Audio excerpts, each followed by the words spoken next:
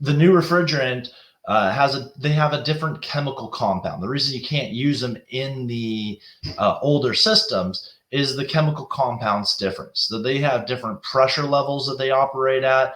They have different lubrications in there. They have just basically a whole new makeup of stuff, chemical properties that make this thing operate in the newer systems, but not the older systems.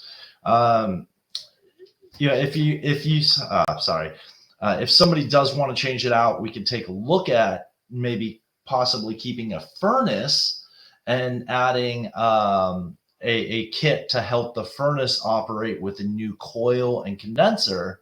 But in most situations, most people are going to opt to say, yes, let's change out my older air conditioner system and let's put in a new full new AC that's compliant with all of this new refrigerant requirements that's built for it.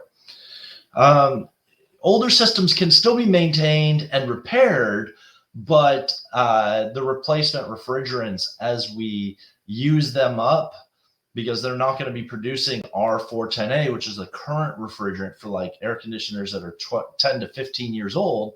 They're using R410A. We're not going to be making new R410A. So they're not making new stuff. So as that supply dries up, it's going to be more expensive and harder to get that.